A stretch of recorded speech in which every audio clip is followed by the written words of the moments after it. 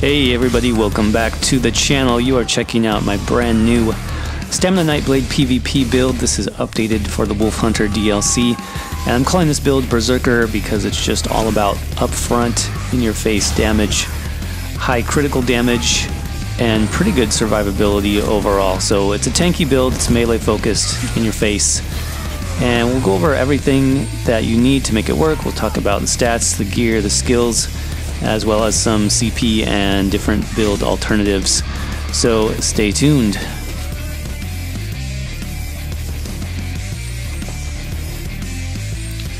Okay, so let's go ahead and look quickly at the stats. As always, just a disclaimer, this is how I like to run the build. This is what works for me.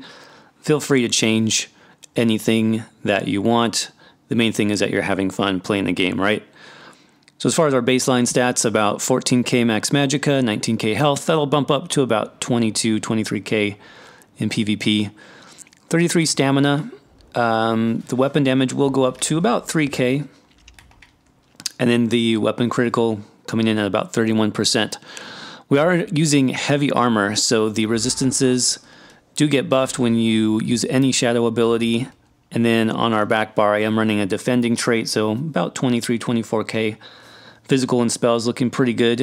2200 crit resistance. Our recoveries are decent. I am going to use tripods for the most part on the build, so the sustain really is not a problem. We also have those heavy armor passives which are helping out with that. Definitely. As far as our attributes, 64 in the stamina, pretty typical. Warrior Mundus, just to help us reach that baseline. Weapon damage.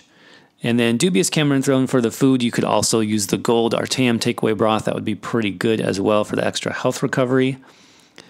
I am an orc on the build, and that's going to be pretty standard moving forward, I think, for Stamina Nightblade, especially with the nerfs that are coming up in Murkmire. As far as speed is concerned, orc is definitely your best bet. You could also use Redguard for some extra sustain. Maybe Argonian as well would be a decent choice. As far as potions, you have some different options here. I'm looking more at using tripods. The extra magicka recovery and magicka boost here is going to be really helpful to help us run things like cloak and fear as much as we need to. You can obviously still try to run speed potions, but the duration is going to be cut down big time. You could maybe save those essence of speed or essence of movability for emergencies.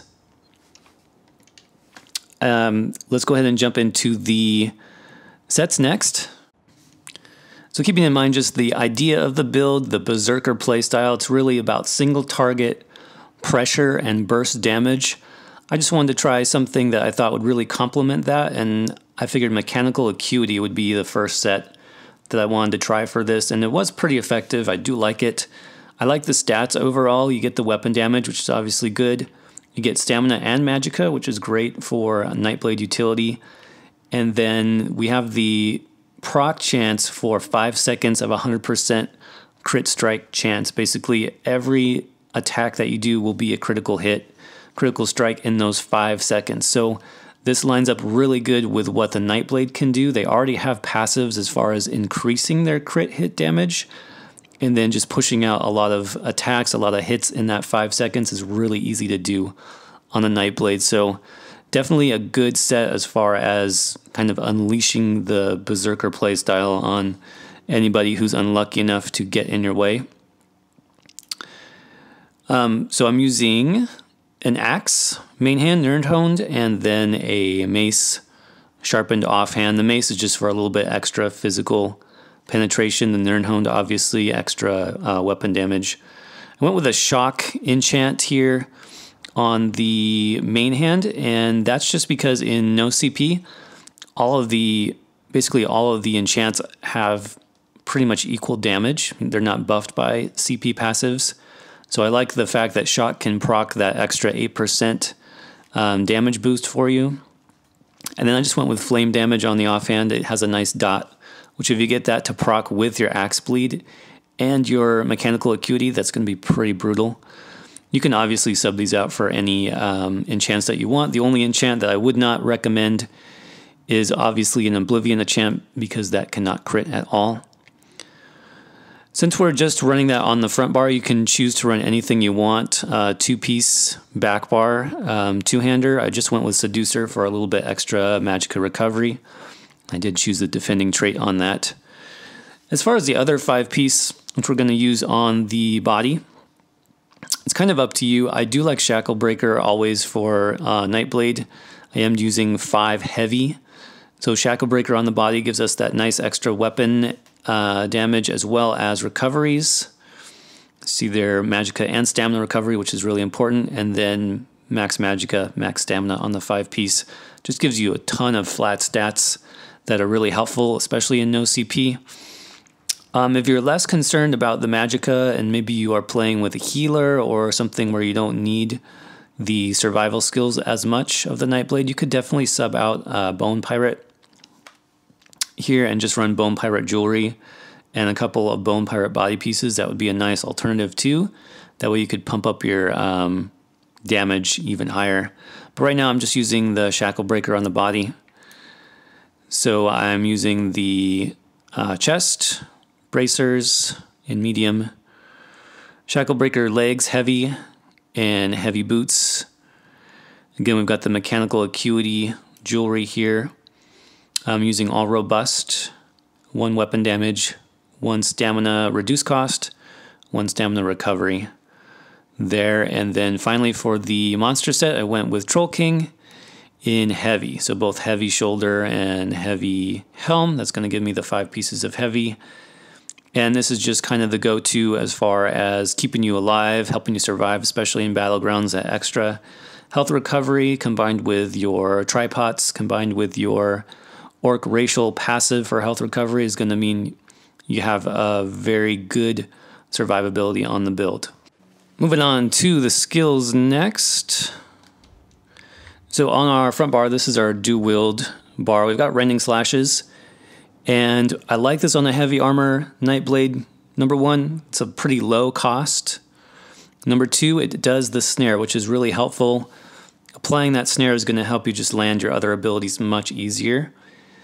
And then number 3, it does a total of 4 attacks in most cases. So you can see there on the tooltip, you have the base physical damage, and then with each weapon you get that. So that's 2 hits, and then potentially an extra 2 hits from your enchants. That's why it's important to run enchants on this build and not poisons. So we have 4 possible damage sources in that 1 global cooldown. So this is always how I'm going to initiate a fight. As soon as my acuity procs, I'm going to go right into a heavy attack, a Rending Slash, and then all 4 of those attacks are going to instantly crit. So it's pretty nasty. It can definitely take down a target to like half health with just this one ability when you have acuity going. So definitely lead off with this ability. I wouldn't switch this out for anything else. Next up, Relentless Focus is just our minor berserk buff, minor endurance, which is great. And then obviously you have that spectral bow proc. Try to save this for when acuity procs if you can, because this will be huge if you can get it off. And I definitely would combine that with our next ability, Mass Hysteria. So you've got your Fear, your CC, your hard CC, right? So a lot of times it'll take an opponent a couple seconds to break out of this. So combining this with something like Relentless Focus is going to be pretty devastating. This is good defensively too, just to get people off you, give you a chance to kind of back out and recover. So I like having this on the front bar. It does cost a fair bit of Magicka, which is why I think Shackle Breaker is pretty helpful on this build. Having that extra Magicka pool and Magicka recovery means we can pump these out every 6-7 seconds off the CC cooldown. Then your main spammable attack is Surprise Attack. This is great because it does do the Major Fracture debuff, so it'll help everything else hit harder, basically. And then I would just combine this, again, once acuity procs, go into your Rending, and then just a light attack, Surprise Attack will do tons of burst damage. Your gap closer here is going to be Ambush, and this just helps you kind of get around quicker. It's going to be pretty essential, I think, coming up with Murkmire. If we don't have the speed, then a gap closer is definitely going to be necessary. So the fact that Nightblades get a class-based gap closer and ambush is going to be pretty useful, I think. So I definitely would use this just to lead off.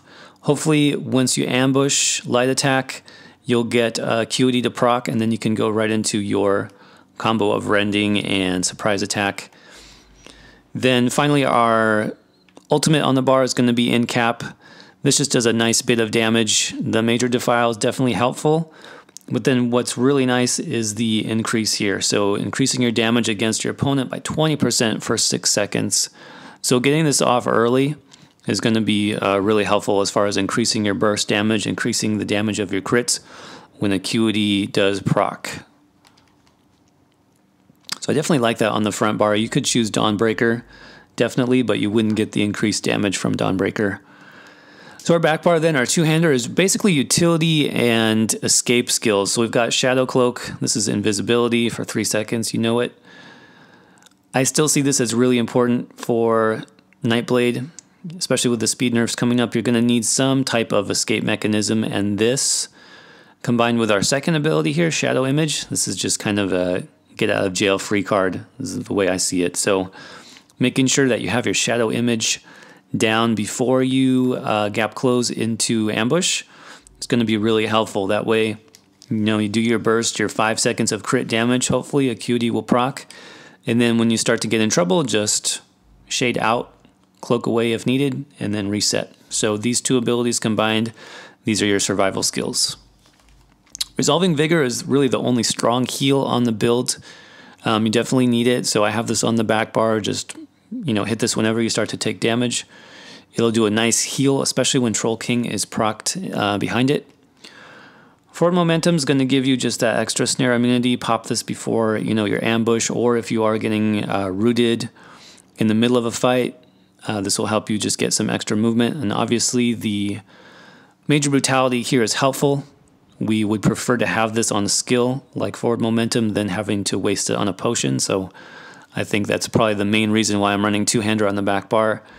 You could do something else like bow, but then obviously you need to change up your potions. So then Leeching Strikes. This is really underestimated, I think, for PvP. It does really good healing. You can see that light attack and heavy attack is about 1500 health, and it helps a lot with stamina sustain as well. Considering we're on heavy armor, any extra sustain is going to be helpful. This costs almost nothing, 800 stamina to cast, and it has about the same duration as your shade and other things that you should be keeping up anyways. So I like having Leeching Strikes on the back bar.